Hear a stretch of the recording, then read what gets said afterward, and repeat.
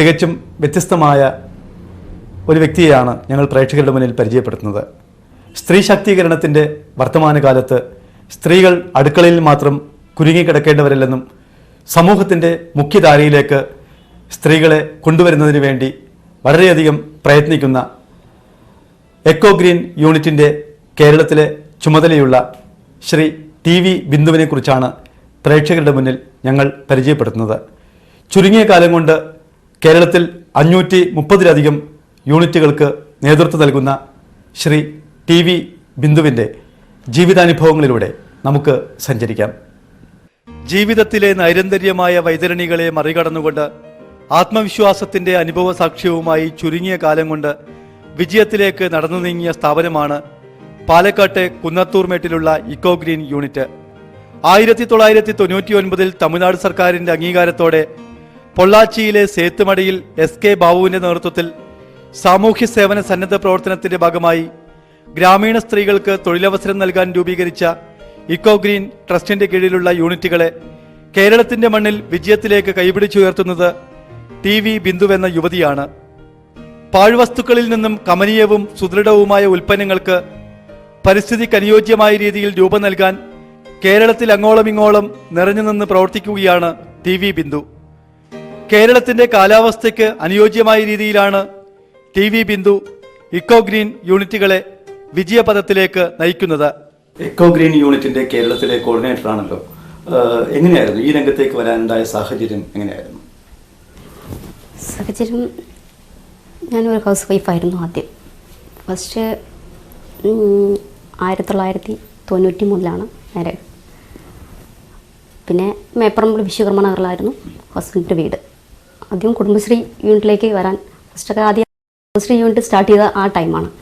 അപ്പോൾ 45-ാം വാർഡിലാണ് നിൽക്കുന്നത്. അതിൽ ADSൻ്റെ ചെയർപേഴ്സൺ കൂടിയായിരുന്നു. 11 യൂണിറ്റ് ഉണ്ടായിരുന്നു എൻ്റെ അണ്ടറിൽ. പിന്നെ രമണിബായി ടീച്ചറായിരുന്നു അവിടുത്തെ കൗൺസിലർ. അവരുടെ കീഴിലായിരുന്നു ADSൻ്റെ ചെയർപേഴ്സൺ കൂടിയായിരുന്നു. ആ ഘട്ടത്തിലെ കുടുംബശ്രീയുടെ ഒരു പ്രവർത്തനം എങ്ങനെയായിരുന്നു? നല്ല പ്രവർത്തനം തന്നെയായിരുന്നു. കാരണം ഞാൻ ഹാർഡായിട്ട് നല്ല വർക്ക് ചെയ്തിട്ടുണ്ട്. കാരണം ആർക്ക് എന്ത് ഹെൽപ്പ് വേണമെങ്കിലും ഞാനത് ചെയ്തു കൊടുക്കും. കാരണം വയ്യ എന്ന് ഞാൻ പറഞ്ഞിട്ടില്ല. നമ്മൾ പൊതുപ്രവർത്തനമാവുന്ന സമയത്ത് ചിലപ്പോൾ ലേശം ലാറ്റായിട്ട് പോയും വരണ്ടോ ഒക്കെ വന്നിരുന്നു. അതിലൂടെ തന്നെയാണ് ഞാൻ ഈ എക്കോയിലേക്ക് വരാൻ കാരണം. ഈ പ്രൊജക്റ്റിനെ കുറിച്ച് ഞാൻ അറിയുന്നത് ചെയർപേഴ്സണായിട്ട് 1 വർഷമായിട്ടുള്ളൂ നഗരസഭയിൽ. ഫസ്റ്റ് ഞങ്ങളൊരു 4-5 യൂണിറ്റുകൾ ചേർന്ന് ഇത് നടത്താം എന്ന് തീരുമാനിച്ചു. ഇത്തരൊരു ആശയം വരാനുണ്ടായ സാഹചര്യം എന്തായിരുന്നു? കാരണം ഹൗസ് വൈഫ് തന്നെയായിരുന്നു. അതിൽ പിന്നെ എനിക്ക് പുറത്ത് വന്നപ്പോൾ എന്തായാലും ഒരു ജോലി, ഒരു 4-5 പേർക്കൊരു തൊഴിലാകുന്നുള്ളൊരു ബേസിലാണ് ഞാനിതിലേക്ക് വന്നത് തന്നെ.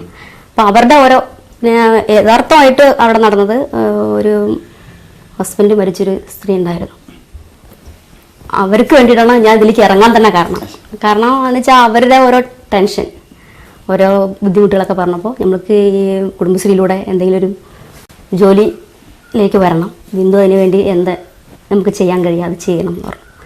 അപ്പോൾ ഈ പ്രൊജക്റ്റിനെ കുറിച്ച് ഞാൻ അറിയുന്നത് നൂറിനിലായിരുന്നു ഇതിൻ്റെ ഓഫീസ് ആദ്യം, എക്കോൻ്റെ.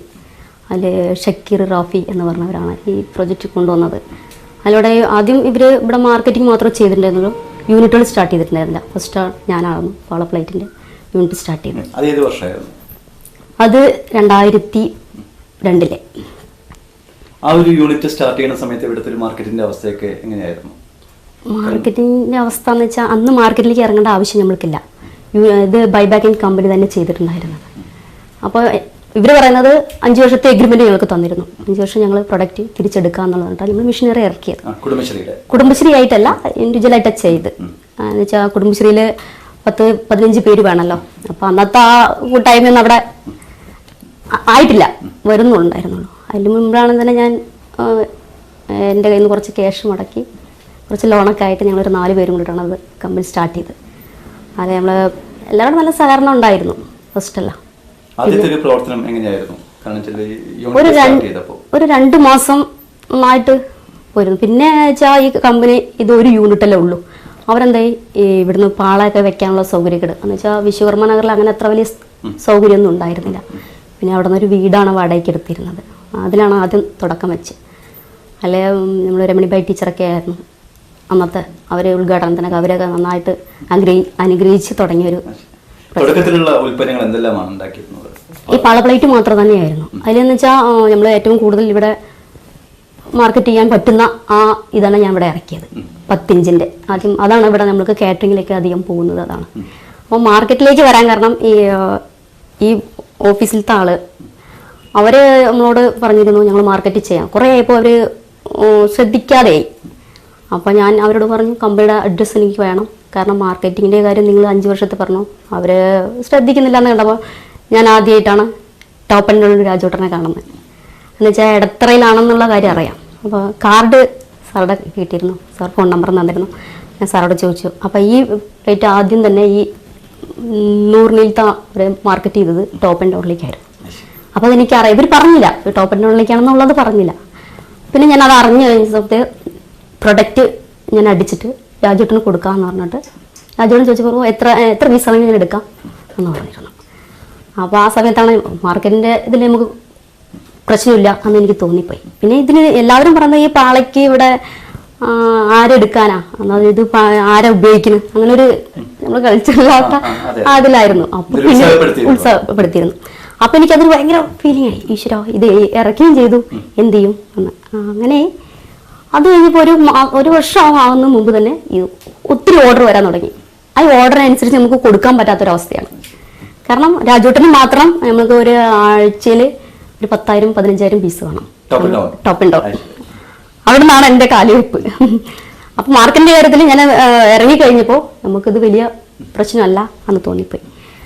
അപ്പോൾ തന്നെ ഞാൻ സാറെ ഡയറക്ടറെ വിളിച്ചു. ഇവർ അധികം അസാൾട്ടായ സമയത്ത് ഞാൻ അവരെ വിളിച്ചു. ഇവർ തന്നെ പറഞ്ഞു ഞങ്ങൾക്ക് ഒരുമിച്ച് നടത്താൻ കഴിയില്ല, ബിന്ദു ഒരു കാര്യം ചെയ്യും, ഞങ്ങൾ ഡയറക്ടറുടെ നമ്പർ തരാം എന്ന് പറഞ്ഞു. സാറിനെ ഞാൻ വിളിച്ചു. ഇങ്ങനെ യൂണിറ്റ് സ്റ്റാർട്ട് ചെയ്തു സാർ, ഞങ്ങൾ ഇവിടെ കുടുംബശ്രീ ആയിട്ടാണ് ചെയ്തത്, ഞങ്ങൾക്കത് കൊണ്ടുപോകാൻ പറ്റുന്നില്ല, റോ മെറ്റീരിയൽ കിട്ടാനൊക്കെ ബുദ്ധിമുട്ട് തോന്നുന്നു. അപ്പോൾ സാറ് പറഞ്ഞു ബിന്ദു കേരളത്തിലെ നിൽക്കൂ, എനിക്ക് എന്ത് ഹെൽപ്പ് വേണമെങ്കിലും ചെയ്യാം. തമിഴാണ്, അവർ ഉള്ള തമിഴാണ്. പൊള്ളാച്ചി സേത്തുമട ആണ് അവരുടെ വീട്. അപ്പോൾ സാർ ഒരിക്കൽ പറഞ്ഞു ബിന്ദുവിനെ കാണാൻ വേണ്ടിയിട്ട് നമ്മുടെ യൂണിറ്റിലേക്ക് വരുന്നുണ്ടെന്ന് പറഞ്ഞു. അങ്ങനെ ഒരു ദിവസം സാറ് വന്നു. സാർ വന്നപ്പോൾ സംസാരിച്ചു. അപ്പോൾ പിന്നെ പറഞ്ഞു, അപ്പോൾ എനിക്ക് മാർക്കറ്റിൻ്റെ ഏകദേശം അറിഞ്ഞു ഇവിടെ എന്തായാലും മെഷീനറി ഇട്ട് കഴിഞ്ഞാൽ അത് സെയിൽ ചെയ്യാൻ എനിക്ക് കഴിയുന്നു. അങ്ങനെ രാജേട്ടനും എനിക്ക് നല്ല സപ്പോർട്ട് ചെയ്തിരുന്നു. നമ്മൾക്ക് ഇത് ഇത്രയും വർഷമായി നിങ്ങളുടെ എക്കോന്ന് തന്നെ ഞാൻ എടുത്തിരുന്നു. അതെന്ന് വെച്ചാൽ ഇവിടെ പ്രൊഡക്റ്റ് ഇല്ലായിരുന്നു, സ്റ്റാർട്ട് ചെയ്ത് നമ്മളാ. പിന്നെ അവർ സേലത്തു നിന്നൊക്കെ സാറ് ഇവിടെ പാർസലിൽ ഇവർ മാർക്കറ്റിംഗ് മാത്രം ഡിവിഷനിൽ മാത്രമായിരുന്നു ഇവിടുത്തെ റാഫി റഷീറൊക്കെ ഉണ്ടായിരുന്നു. പിന്നീട് ഞാനപ്പോൾ എനിക്ക് തോന്നി കുറച്ച് യൂണിറ്റുകളും കൂടിയിട്ട് ഇട്ട് കഴിഞ്ഞാൽ നന്നായിരിക്കും എന്ന്. അങ്ങനെ ഒരു പത്രസമ്മേളനം പാലക്കാട് 2005 ഒരു പത്രസമ്മേളനം നടത്തി. നല്ല എൻക്വയറി ആയിരുന്നു അന്ന് തന്നെ.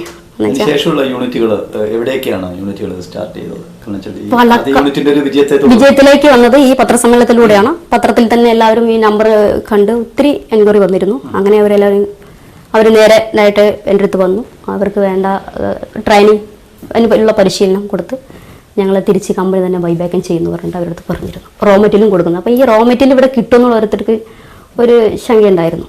പിന്നെ അത് ഇവിടെ കണ്ടു എന്ന് വെച്ചാൽ 5 വർഷത്തെ എഗ്രിമെൻറ്റ് കൊടുത്തപ്പോൾ നമ്മൾക്കത് ചെയ്തേ പറ്റൂ. അപ്പം അങ്ങനെ ഞാൻ ഡയറക്ടറോട് തന്നെ പറഞ്ഞു അതിനുള്ള സൗകര്യങ്ങളൊക്കെ ചെയ്ത്. അത് വർഷത്തിൽ ഒരു പ്രാവശ്യം അടിക്കേണ്ടുള്ളൂ. എന്ന് വെച്ചാൽ ഒരു ലോഡ് എന്ന് പറഞ്ഞാൽ 12,000 പീസ് ഉണ്ടാവും. അപ്പോൾ അതിൽ നമ്മൾക്ക് അത് മഴ കൊള്ളാത്ത രീതിയിൽ വെച്ച് കഴിഞ്ഞാൽ അത് നമുക്ക് വീണ്ടും ഉപയോഗിക്കാം. പാലക്കാട് എത്ര യൂണിറ്റുകൾ പിന്നെ സ്റ്റാർട്ട് ചെയ്തു? 18 എണ്ണം. ആ വർഷം തന്നെ 18 എണ്ണം ഞാനിവിടെ ഇറക്കി. അത് കുടുംബശ്രീയായി ബന്ധപ്പെട്ടിട്ടാണോ? കുടുംബശ്രീയിലേക്ക് വന്നില്ല, ഇൻഡിവിജ്വലായിട്ടാണ് ചെയ്തത് എല്ലാ ആളുകളും. പിന്നെ കുടുംബശ്രീ വന്നത് കഴിഞ്ഞ വർഷത്തോട് കൂടിയിട്ടാണ് കുടുംബശ്രീ അവർക്കൊരു ഇത് ഇത്ര മാർക്കറ്റിംഗ് അന്നത്തെ ഒരു ഇതിൽ നഗരസഭയിൽ എല്ലാവർക്കും ഒരു വലിയ വിഷയമായിരുന്നു. ഇതൊന്നും മാർക്കറ്റ് ചെയ്യാൻ ഇവിടെ നടക്കില്ല അന്നൊന്നൊക്കെ പറഞ്ഞു കുറേ ആളുകൾ. ഞാൻ ഒരു ലോൺ അപേക്ഷിച്ചിട്ട് കുടുംബശ്രീയിലൂടെ തന്നെ. അപ്പോൾ അവർ പറഞ്ഞു ഇത് വിജയിക്കില്ല, കാരണം ഇത് വെറുതെ പൈസ ഇട്ടിട്ട് പോവും, അപ്പോൾ അതിന് ഞങ്ങൾക്ക് താല്പര്യമില്ല എന്ന് പറഞ്ഞിരുന്നു. അപ്പോൾ അതിൽ പിന്നെ എനിക്ക് അല്ല എന്തായാലും ഇത് ഞാൻ വിജയിപ്പിക്കുന്നുള്ളൊരു മനസ്സിലേക്ക് ആ ധൈര്യം വന്നു. ഞാൻ അങ്ങനെ ഇത് പ്രവർത്തിച്ചു. അങ്ങനെ ഒരു വർഷം ഈ പ്രൊജക്റ്റ് കണ്ടിന്യൂ ചെയ്തു. പിന്നെ ബനാന ഫൈബറുടെ ഒരു പ്രൊഡക്റ്റ് ഞങ്ങൾ ഇറക്കി. അത് ആ വർഷം 2006 ഈ ബനാന ഫൈബർ പ്രൊഡക്റ്റ്. കേരളത്തിലെ ഇപ്പോൾ പാലക്കാട് നിന്ന് കേരളത്തിലെ മറ്റു ജില്ലകളിലൊക്കെ യൂണിറ്റ് തുടങ്ങിയത് എപ്പോഴായിരുന്നു? ബിന്ദുവിന്റെ നേതൃത്വത്തിൽ പിന്നെ തുടങ്ങി? 2006 എന്തായിരുന്നു അതിന്റെ ഒരു സാഹചര്യം? എന്ന് വെച്ചാൽ ഇവിടുത്തെ ആ പിന്നെ നമ്മൾ പത്രസമ്മേളനം നടത്തിയ ആ ബേസിൽ തന്നെ കുറേ ആ നമ്പർ എല്ലാ ഭാഗത്തും എല്ലാ പത്രത്തിലും കണ്ടപ്പോൾ ഓരോരുത്തർ എൻക്വയറി ചെയ്തു. അപ്പോൾ നന്നായിട്ട് പോയിരുന്നു. അപ്പോൾ അവർ ഫോൺ ചെയ്യും, ഇങ്ങനെ ഞങ്ങൾക്ക് യൂണിറ്റ് സ്റ്റാർട്ട് ചെയ്യണമെന്ന് ആഗ്രഹമുണ്ട്. അപ്പോൾ ഞാൻ പറഞ്ഞു ഓഫീസായിട്ട് വരാം, വന്നിട്ട് അത് നേരിട്ട് സംസാരിക്കാമെന്ന് പറഞ്ഞു. പിന്നെ അവർ വന്ന് കുറേ നേരം അതിനെക്കുറിച്ചുള്ള ക്ലാസ്സുകൾ കൊടുത്ത് പിന്നെ ഓരോരുത്തർ പറഞ്ഞു ഞങ്ങൾക്ക് മെഷീൻ ഇത്ര ദിവസം കൊണ്ട് കിട്ടും. അപ്പോൾ ആദ്യം നമ്മൾ ഓർഡർ ചെയ്യുന്ന സമയത്ത് 20 ദിവസം പറയും, ടൈം പറയും. 20 സേലത്തു നിന്നാണ് നമ്മൾ മെഷീനറി ഇറക്കി കൊടുക്കേണ്ടായി. പിന്നെ അങ്ങനെ കുറേ യൂണിറ്റുകൾ അങ്ങനെ ഇറക്കി കൊടുത്തിട്ടുണ്ട്. പിന്നെ അതിലൂടെ ഈ ഫൈബർ ശേഷം ഈ ഹാൻഡിക്രാഫ്റ്റ് വർക്കിൻ്റെ ട്രെയിനിങ് ആണ് ആദ്യം സ്റ്റാർട്ട് ചെയ്തത്. ഇതിന് ഫൈബർ ആദ്യം നമ്മൾ കമ്പനിയിൽ നിന്ന് കൊണ്ടുവന്നിട്ടാണ് അവിടെ ക്ലാസ് കൊടുത്തിരുന്നത്. പിന്നെ സാറ് പറഞ്ഞു, അല്ല ബിന്ദു, ആ മെഷീനറി ഇവിടെ തന്നെ നമുക്ക് ഇറക്കി കഴിഞ്ഞാൽ ഫൈബർ ഇവിടെ നിന്ന് സുലഭമായിട്ട് കിട്ടും. അപ്പോൾ ആദ്യം തൃശ്ശൂരാണ് ഇറക്കിയത്. അത് കഴിഞ്ഞിട്ട് കണ്ണൂർ, അവിടെ റോ മെറ്റീരിയൽ കിട്ടുന്നത്, വയനാട്, അവിടെയൊക്കെ റോ മെറ്റീരിയൽ കിട്ടുന്നതാണ്. അതിലൂടെ അപ്പോൾ ഈ ഹാൻഡിക്രാഫ്റ്റ് വർക്കിന് അതിലുപരി പിന്നെയുള്ളത് ഈ ബനാന ഇതുകൊണ്ട് പൾപ്പ് ചെയ്ത പേപ്പർ, പൾപ്പ് ചെയ്തിട്ട് പൊളിച്ചേരി. ചോദിച്ചോട്ടെ, ഇപ്പൊ ഈ കേരളത്തിലെ കൗങ്ങിൻ പാളകൾക്ക് കൂടുതൽ കിട്ടാനുണ്ടല്ലോ, ഇവിടുത്തെ കൗങ്ങിൻ പാളകൾ നമ്മൾ ഉപയോഗപ്പെടുത്താറുണ്ടോ ഈ കേരളത്തിൽ നമ്മുടെ യൂണിറ്റുകളിൽ? അത് എന്ന് വെച്ചാൽ കുറച്ച് മൂപ്പുള്ള കവുങ്ങുകളിലാണെങ്കിൽ അതിന്റെ ഇലാരശം കമ്മിയായിരിക്കും. ഇപ്പൊ എന്താ കുറെ അടയ്ക്കട പേരുണ്ട്, മംഗളം എന്നുള്ള അടയ്ക്കട ഇതിൽ പോളോ നല്ല വലിപ്പമുണ്ട്. കേരളത്തിൽ ഇപ്പൊ എത്ര യൂണിറ്റുകളുണ്ട് മൊത്തം? കേരളത്തിൽ 530 യൂണിറ്റ് പാളപ്ലേറ്റിന്റെ. 530 യൂണിറ്റിന്റെയും ചുമതല ബിന്ദുവിനാണ്. അതെ അല്ലെ, നേതൃത്വം കൊടുക്കുന്നത്. ഏറ്റവും കൂടുതൽ യൂണിറ്റുള്ള ജില്ല ഏതാണ്? Kannur.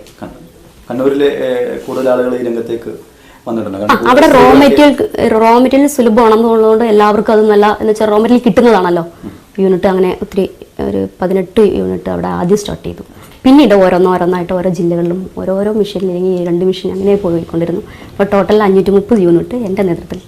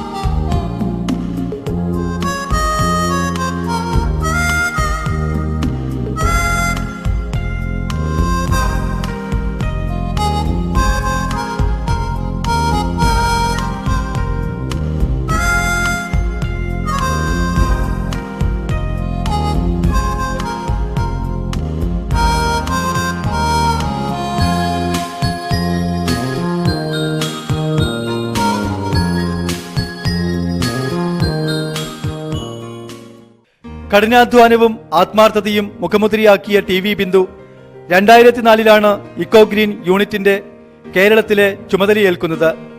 Paper bags, banana fibre handicrafts ഉൾപ്പെടെയുള്ള ഉൽപ്പന്നങ്ങളുടെ നിർമ്മാണത്തിന് നേതൃത്വം നൽകിയ ബിന്ദു കേരളത്തിലെമ്പാടും കുടുംബശ്രീകളുടെയും സ്വയം സഹായ സംഘങ്ങൾ, സഹകരണ സംഘങ്ങൾ തുടങ്ങിയവയുടെയും സഹായത്തോടെ 530-ലധികം വരുന്ന ഇക്കോ ഗ്രീൻ യൂണിറ്റുകൾക്കാണ് ഇപ്പോൾ നേതൃത്വം നൽകുന്നത്. ബിന്ദു, ഈ നിങ്ങളുടെ യൂണിറ്റിൽ ഈ പാളപ്ലേറ്റിന്റെ സാധ്യത അല്ലെങ്കിൽ അതിൻ്റെ ആവശ്യകത എങ്ങനെയാണ് വിലയിരുത്തുന്നത്? കാരണം ഇപ്പോൾ പാളപ്ലേറ്റ് എന്ന് വെച്ചാൽ പ്ലാസ്റ്റിക് ഒക്കെ നിർത്തിയ ആ അവസ്ഥയ്ക്ക് ഇപ്പം നല്ല മൂവിങ് തന്നെയാണ്, നല്ല ഡിമാൻഡ് തന്നെയാണ് അതിന്. ആദ്യം എന്ന് വെച്ചാൽ അത് പാഴ വസ്തു ആണെന്നുള്ളത് ആരും അത്ര കെയർ ചെയ്തിട്ടുണ്ടായിരുന്നില്ല. ഇപ്പം ഈ പ്ലാസ്റ്റിക് നിർത്തി വെച്ചതുകൊണ്ട് അത് ഭയങ്കര മൂവി തന്നെയാണ് ഇപ്പോൾ. എങ്ങനെയാണ് ഈ അസംസ്കൃത സാധനങ്ങളുടെ ഒരു ആവശ്യകത എവിടെ നിന്നാണ് നമ്മൾ കൊണ്ടുവരുന്നത് ഇത്തരം സാധനങ്ങൾ ഉണ്ടാക്കാൻ വേണ്ടിയിട്ട്? തമിഴ്നാട് തന്നെയാണ്. നമ്മളുടെ ഇവിടുത്തെ പറഞ്ഞില്ലേ, സാറ് പറഞ്ഞ പോലെ അത് ഇവിടെ ചെറുതായതുകൊണ്ട് നമുക്ക് ഇവിടെ കളക്ട് ചെയ്യാനോ ആരിപ്പോൾ പാള ഇവിടെ നിന്ന് ആരും കളക്ട് ചെയ്യുന്നില്ല, ഒക്കെ തമിഴ്നാട് തന്നെയാണ് വരുന്നത്. എങ്ങനെയാണ് അതിന്റെ സംസ്കരണ രീതിയൊക്കെ എവിടെയാണ് അത് ചെയ്യുന്നതൊക്കെ? അതിപ്പോൾ കമ്പനി എന്നാണ് നമ്മൾ വരുന്നത്. കമ്പനിയുടെ എല്ലാ സപ്പോർട്ടും നമ്മൾക്കുണ്ട്. റോ മെറ്റീരിയലിനെ കുറിച്ച് ആയിക്കോട്ടെ, തിരിച്ച് ബൈബാക്കിങ്ങിനെ കുറിച്ച് ആയിക്കോട്ടെ, എല്ലാം കമ്പനി നല്ലതുപോലെ തന്നെയാണ് നമ്മളെ ഈ എക്കോ ഗ്രീൻ യൂണിറ്റിൽ നല്ല ഈ പ്രവർത്തനത്തിന് വേണ്ടി അവിടെ നല്ല ഫുൾ സപ്പോർട്ട് നമ്മൾക്കുണ്ട്. ഈ കേരളത്തിൽ വളരെ സജീവമായിരിക്കുന്ന എക്കോ ഗ്രീൻ യൂണിറ്റിലെ ഉൽപ്പന്നങ്ങൾ പൂർണ്ണമായും മാർക്കറ്റ് ചെയ്യുന്നത് തമിഴ്നാട്ടിലാണോ? തമിഴ്നാടാണ്. എന്താണ് അതിൻ്റെ ഒരു അവസ്ഥ? എന്താണ് അവിടുത്തെ മാർക്കറ്റിൻ്റെ ഒരു അവസ്ഥ? എന്താണ് കാരണം? അത് നമ്മൾ ആദ്യം നമ്മൾ പ്രൊജക്റ്റിൽ തന്നെ കൊടുത്തിട്ടുണ്ട്, ഇത്ര രൂപയ്ക്ക് നമ്മൾ റോ മെറ്റീരിയൽ ഇത്ര രൂപയ്ക്ക് തരുന്നു, തിരിച്ച് ബൈബാക്കിംഗ് ഇത്ര രൂപയ്ക്കാണ്, അതിൽ എന്തൊക്കെ അവർക്കുള്ള ചിലവുകൾ അതെല്ലാം കഴിച്ചുകൊണ്ടാണ് നമ്മൾ ബൈബാക്കിംഗ് ആദ്യം വയ്ക്കുന്നത്. പ്രൊജക്റ്റിൽ ആദ്യം ഉൾപ്പെടുത്തിയിട്ടാണ് അത് ചെയ്യുന്നത്. അപ്പോൾ ആ റൈറ്റിനായിരിക്കും നമ്മൾ എടുക്കുന്നതും അതുപോലെ തന്നെ റോ മെറ്റീരിയൽ കൊടുക്കുന്നതും തിരിച്ച് ബൈബാക്കിംഗ് ചെയ്യുന്നതും. കേരളത്തിലെ യൂണിറ്റുകളിൽ ഈ പാള പ്ലേറ്റുകളുടെ പിന്നെ നിർമ്മാണം വളരെ സജീവമായിട്ട് നടക്കുന്നുണ്ടോ? അതിന്റെ ഒരു രീതി എങ്ങനെയാണ് എന്ന് വെച്ചാൽ ഇപ്പോൾ റോ മെറ്റീരിയൽ കിട്ടുന്ന ഭാഗത്ത് നമുക്കത് എത്തിക്കണ്ട, അത് അവർ തന്നെ കളക്ട് ചെയ്ത് നമ്മൾക്ക് പ്രൊഡക്റ്റ് മാത്രം അയച്ചു തരുന്നുണ്ട്. ഇപ്പോൾ ഇവിടെ ഇപ്പോൾ പാലക്കാടിനെ സംബന്ധിച്ചോളം എനിക്ക് മാർക്കറ്റിൻ്റെ കാര്യത്തിൽ വലിയ വിഷയമല്ല, കാരണം കമ്പനി ഫുൾ റിസ്ക് ഏറ്റെടുത്തിട്ടുണ്ട്. പിന്നെ അത്യാവശ്യം നമ്മൾ സർവറിൽ ടോപ്പ് ആൻഡ് ഓൺലിക്കാണ് ഞാൻ മിക്കവാറും ഞാൻ അടിക്കുന്ന പ്രൊഡക്റ്റിൽ ഫസ്റ്റ് മാർക്കറ്റിംഗ് ടോപ്പ് ആൻഡ് ഓൺലിക്ക് മാത്രമാണ് ഞാൻ സപ്ലൈ ചെയ്യുന്നുള്ളൂ. അതുപോലെ തന്നെ ഈ ബനാന ഫൈബർ ബാഗ് എന്നുള്ളൊരു കൺസെപ്റ്റ് ഉണ്ടല്ലോ, കാരണം വെച്ചാൽ അതിന്റെ ഒരു പ്രാധാന്യം അതെങ്ങനെയായിരുന്നു വെച്ചാൽ പാഴവസ്തുവിൽ നിന്നൊരു ഇത്രയും ഒരു ബാഗ് ആയിട്ട് വരിക എന്ന് പറയുമ്പോൾ കുറച്ച് അതിന് ബനാന ഫൈബറുടെ മിഷനറി ലേശം കോസ്റ്റ് ആണെങ്കിലും കൂടി അത് ഇവിടെ ഒത്തിരി ഇറങ്ങി. കാരണം അതുകൊണ്ട് തന്നെ ഞങ്ങൾ ഈ ഹാൻഡിക്രാഫ്റ്റ് വർക്ക് ചെയ്യുന്നുണ്ട്, അതിനെ എക്സ്പോർട്ട് ചെയ്തുകൊണ്ടിരിക്കുന്നത്. അതാണ് ഏറ്റവും അതിനുള്ള ഡിമാൻഡ് ഇവിടുത്തെ എന്ന് വെച്ചാൽ കേരളത്തിലാണ് ഇത് കൂടുതൽ യൂണിറ്റുകൾ രൂപീകരിച്ചിരിക്കുന്നത്. ബനാന ഫൈബറുടെ അതാണ് ഇപ്പോൾ കൂടുതൽ തൃശ്ശൂർ ജില്ലയിലാണ് ഇത് കൂടുതൽ ചെയ്യുന്നത്. പിന്നെ മലപ്പുറത്ത് നമ്മൾ ഫൈബർ കൊടുക്കുന്നുണ്ട്. നമ്മൾ ഈ യൂണിറ്റിൽ നിന്നൊക്കെ കളക്ട് ചെയ്ത് ഫൈബർ അവിടെ കൊടുത്തിട്ട് വലിയ വലിയ യൂണിറ്റുകളാക്കിയിട്ട് അത് അവർ ഹാൻഡിക്രാഫ്റ്റ് വർക്ക് ചെയ്ത് നമ്മൾ എക്സ്പോർട്ട് ചെയ്യാണ്. അതുപോലെ നമ്മൾ അടുത്ത് ഇവിടെ പാലക്കാട് കുറച്ച് എക്സിബിഷനൊക്കെ പ്രദർശനത്തിന് വെച്ചിരുന്നു. ഇപ്പോൾ ഡൽഹിയിലാണ് ഇപ്പോൾ ഈ വർഷത്തെ ഉണ്ടായിരുന്നത്. നല്ല മാർക്കറ്റിംഗ് ആയിരുന്നു. അതിനെക്കുറിച്ച് സാർ നല്ലൊരു അഭിപ്രായമാണ് ഡയറക്ടർ നമ്മളോട് സംസാരിച്ചത്. നല്ല വിജയകരമായിട്ട് പോകുന്നുണ്ട് ഈ ബനാന ഫൈബർ ബാഗിന്റെ? ഉണ്ട്. പിന്നെ അത് ഈ ബനാന ഫൈബർ ഈ ഹാൻഡിക്രാഫ്റ്റ് പ്രൊഡക്റ്റ് മാത്രമല്ല, അതിന് പൾപ്പ് ചെയ്ത് പേപ്പർ ആക്കി വരുന്നുണ്ട്. നമ്മൾ ഹാൻഡ് മെയ്ഡ് പേപ്പറുകൾ വരുന്നുണ്ട്. അതുകൊണ്ടാണ് ഇപ്പോൾ നമ്മൾ പറയുന്ന ക്യാരി ബാഗൊക്കെ നിർമ്മിക്കുന്നത്. അതുകൊണ്ടാണ് അതിൻ്റെ റോ മെറ്റീരിയൽ നമ്മൾ തന്നെ സപ്ലൈ ചെയ്ത് തിരിച്ച് ബൈബാക്കിംഗ് കമ്പനി തന്നെ എടുക്കാമെന്ന് 5 വർഷത്തെ എഗ്രിമെന്റോട് കൂടിയിട്ടാണ് നമ്മളത് പ്രവർത്തിക്കുന്നത്. അത് പോണ്ടിച്ചേരി കമ്പനിയുടെ തന്നെ എക്കോന്റെ കമ്പനി തന്നെയാണ്. അപ്പോൾ ഇവിടെ നിന്നുള്ള പാഴവസ്തുക്കൾ കൊണ്ടുള്ള പ്രൊഡക്റ്റുകൾ അങ്ങോട്ട് അയച്ചു കൊടുക്കും. അത് പൾപ്പ് ചെയ്ത് പേപ്പറാക്കിയിട്ട് ഇങ്ങോട്ട് അവർ പോണ്ടിച്ചേരിയിൽ നിന്ന് ഇങ്ങോട്ട് വിടും. ഇപ്പോൾ യൂണിറ്റുകൾക്ക് നമ്മൾ റോ മെറ്റീരിയൽ ഇതുപോലെ തന്നെ റോ മെറ്റീരിയൽ സപ്ലൈ ചെയ്തിട്ട് തിരിച്ച് ബാഗുകൾ നമ്മൾ തിരിച്ച് ഈ ബനാന ഫൈബർ ബാഗിന്റെ ഉണ്ടാക്കുന്നതിന് വേണ്ടിയിട്ടുള്ള അസംസ്കൃത സാധനങ്ങൾ കളക്ട് ചെയ്യുന്ന രീതി എങ്ങനെയാണ്? എവിടെ നിന്നൊക്കെയാണ് കളക്ട് ചെയ്യുന്നത്? ഏറ്റവും കൂടുതൽ പറഞ്ഞല്ലോ. അതെ, കണ്ണൂര്, വയനാട് അവിടെയാണ് കൂടുതൽ റോ മെറ്റീരിയൽ ഉള്ളതും പ്രൊഡക്റ്റ് നമുക്ക് അവിടെ നിന്ന് അധികം കിട്ടുന്നത്.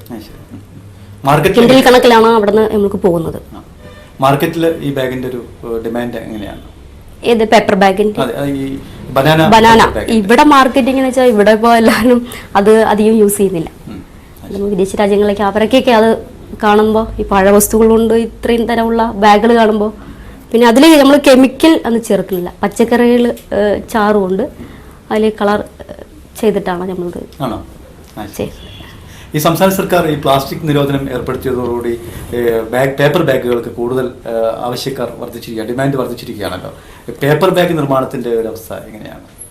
ഞാനിപ്പോൾ സാർ പറഞ്ഞല്ലോ, ഇവിടെ മാർക്കറ്റിംഗ് ഇവിടെ ഞാൻ ചെയ്യുന്നില്ല. ഒക്കെ കമ്പനി ആയതുകൊണ്ട് കുറച്ച് ചെയ്യുന്നുണ്ട്. അത് ഞാൻ പറഞ്ഞത് അത്യാവശ്യം ടോപ്പ് ആൻഡ് ഓൺലിക്ക് മാത്രമേ ഞാൻ കൊടുക്കുന്നുള്ളൂ. പ്രിന്റ് ചെയ്ത് അവരുടെ നയം വെച്ച് പ്രിന്റ് ചെയ്ത് കൊടുക്കുന്നുണ്ട്. ഇനിയിപ്പോൾ ഇവിടുന്ന് ഫുള്ളായി നമ്മൾ എക്സ്പോർട്ട് ചെയ്യുന്ന കമ്പനിയിലേക്ക് പോവുകയാണ്. ഇത് കേരളത്തിൽ മൊത്തം അങ്ങോട്ടേക്കാണ് പോകുന്നത്? അങ്ങോട്ടേക്കാണ് പോകുന്നത്, തമിഴ്നാട്ടിലേക്ക്. അപ്പോൾ കേരളത്തിന്റെ ഒരു മാർക്കറ്റ് ഇതുവരെ നോക്കിയിട്ടുണ്ടോ എപ്പോഴെങ്കിലും? ഇല്ല, അതിനെക്കുറിച്ച് ഞാൻ ചെയ്തിട്ടില്ല. എന്നുവെച്ചാൽ ഇവിടുത്തെ എന്ന് വെച്ചാൽ മാർക്കറ്റിന്റെ കാര്യം ഭയങ്കര ഇതാവുമെന്ന് എനിക്ക് തോന്നുന്നില്ല. എങ്ങനെയാണ് ഒരു പിന്നെ സ്വാഭാവികമായും സ്ത്രീകൾ പൊതുരംഗത്തേക്ക് വരുന്നതും അതുപോലെ തന്നെ ബിസിനസ് രംഗത്തേക്ക് വരുമ്പോൾ വിജയകരമായ ഒരു അവസ്ഥയിലേക്ക് പോകുമ്പോൾ തന്നെ ഒട്ടേറെ പ്രതിസന്ധികളും പ്രയാസങ്ങളും അഭിമുഖീകരിക്കേണ്ടി വരാറുണ്ട്. എങ്ങനെയാണ് ബിന്ദുവിന് ഈ ഒരു പ്രൊജക്റ്റിലേക്ക് വരുമ്പോൾ ഉണ്ടായ പ്രതിസന്ധികൾ, പ്രയാസങ്ങൾ അല്ലെങ്കിൽ നിരുത്സാഹപ്പെടുത്തുന്ന ഒരുപാട് സമീപനങ്ങൾ അതിൽ നിന്നൊക്കെ തന്നെ ഫൈറ്റ് ചെയ്തിട്ടാണല്ലോ ഒരു വിജയകരമായ അവസ്ഥയിലേക്ക് വരുന്നത്? ഇപ്പോൾ കേരളത്തിലെ ഈ എക്കോ ഗ്രീൻ യൂണിറ്റിൻ്റെ ചുമതല കൂടി ഉള്ളൊരു വ്യക്തിത്വമാണല്ലോ, സൂചിപ്പിക്കാമായിട്ടൊരു ഒത്തിരി ബുദ്ധിമുട്ടി തന്നെയാണ് ഈ പ്രസ്ഥാനം ഇങ്ങനെ കൊണ്ടുവരാൻ. കേരളത്തിൽ മൊത്തമാണ് സംബന്ധിച്ച് നല്ല ഹാർഡ് വർക്ക് തന്നെയായിരുന്നു. പിന്നെ സമൂഹത്തിനെ സംബന്ധിച്ചോളം അറിയാലോ, അവരെ നോക്കുന്ന നമുക്ക് മുന്നോട്ട് പോകാൻ കഴിയില്ലല്ലോ. അപ്പം സ്വന്തം ഇതിൻ്റെ പേരിൽ തന്നെ നമ്മൾ മുന്നോട്ട് കൊണ്ടുപോയേ പറ്റൂ എന്ന് എനിക്ക് തോന്നിപ്പോയി. അത് കാരണം പിന്നെ എല്ലാവരുടെ സപ്പോർട്ട് എന്ന് വെച്ചാൽ മിക്കവാറും എൻ്റെ അമ്മയുടെ സപ്പോർട്ടാണ് ഏറ്റവും കൂടുതൽ എനിക്ക് കിട്ടിയിരിക്കുന്നത്. പിന്നെ അത്യാവശ്യം സ്റ്റാഫുകൾ ഇവിടെ ദാസേട്ടൻ, അതുപോലെ ഹരി, അതുപോലെ ഇവിടെ ഉള്ള എല്ലാവരും എന്നെ നന്നായിട്ട് സപ്പോർട്ട് ചെയ്യുന്നുണ്ട്. കാരണം എല്ലാത്തിനും കാരണം ഇവിടെ എല്ലാ റോ മെറ്റീരിയൽ കിട്ടുന്നതൊക്കെ പുറത്തുനിന്ന് വരണം. അപ്പോൾ അതിനുള്ള അങ്ങോട്ടും ഇങ്ങോട്ടും ഓട്ടോ എല്ലാം അവർ തന്നെയാണ്. പിന്നെ അത്യാവശ്യം ക്ലാസ് എടുക്കാൻ എനിക്ക് ഞാൻ ഇവിടെ നിന്ന് പോവാറുള്ളൂ. ഇതിന്റെ ഇത്തരം പിന്നെ യൂണിറ്റ് നമ്മൾ വളരെ ഫലപ്രാപ്തിയിൽ എത്തുമ്പോൾ തന്നെ ഇതിൽ ട്രെയിനിങ് കൊടുക്കുന്നത് എങ്ങനെയാണ്? കേരളത്തിൽ മൊത്തം പിന്നെ ബിന്ദു തന്നെയാണോ ട്രെയിനിങ് കൊടുക്കുന്നത്? അതെ, ഞാൻ തന്നെയാണ്. ഞാൻ തന്നെ വെച്ചാൽ അവർ ഓരോ ജില്ലകളിലും അവർ ആദ്യം പറയും, നമ്മളോട് പറയും ഇത്ര കുടുംബശ്രീകളുണ്ട്, മേഡം ക്ലാസ് വേണമെന്ന് പറഞ്ഞാൽ അവർ ആദ്യം ബുക്ക് ചെയ്ത ശേഷമേ ഞാൻ പോകാറുള്ളൂ. ആദ്യം പറയും ഇത്ര പേരുണ്ട് എന്ന് പറഞ്ഞാൽ ഇവിടുന്ന് ഹെൽപ്പിന് ഒരാളെയും കൂട്ടിയിട്ട് പോകും. ക്ലാസ് അറേഞ്ച് ചെയ്ത് പറഞ്ഞാൽ ഞങ്ങൾ പോകും. വൺ ഡേ ക്ലാസ് ആണ് എല്ലാം. നമ്മൾ പ്രൊജക്റ്റ് ഇറക്കിയതൊക്കെ വൺ ഡേ ക്ലാസ്സാണ്. പിന്നെ ഈ ബനാന ഫൈബർ പ്രൊഡക്റ്റിന്റെ മാത്രം 1 മാസത്തെ കോഴ്സാണ്. അത് നമ്മൾ കമ്പനിയിൽ നിന്ന് ആരെങ്കിലും വിട്ടിട്ട് അത് പഠിപ്പിക്കുന്നു. അപ്പോൾ കേരളത്തിൽ 500-ലധികം യൂണിറ്റുകൾ ബിന്ദുവിന്റെ ചുമതലയിൽ പ്രവർത്തിക്കുന്നുണ്ടല്ലോ. അവിടുത്തെ കുടുംബശ്രീ യൂണിറ്റുകളുടെയും അവിടുത്തെ പിന്നെ സ്ത്രീകളുടെയൊക്കെ പ്രതികരണം എന്താണ് ഇത്തരം യൂണിറ്റുകളോട്? നല്ലൊരു പ്രതികരണമാണ്. കാരണം നമ്മൾ വീട്ടിലിരുന്നിട്ട് ഒരു ജോലി, പഴവസ്തുക്കൾ കൊണ്ടൊരു ജോലി ആകുമ്പോൾ അവർക്കത് നല്ലൊരു അധികം കൂടുതൽ പ്രോഫിറ്റ് ഇല്ലെങ്കിലും അത്യാവശ്യമുള്ള പ്രോഫിറ്റിൽ അവർ പോകുന്നുണ്ട്. അവർ ഭയങ്കര ഹാപ്പിയാണ്.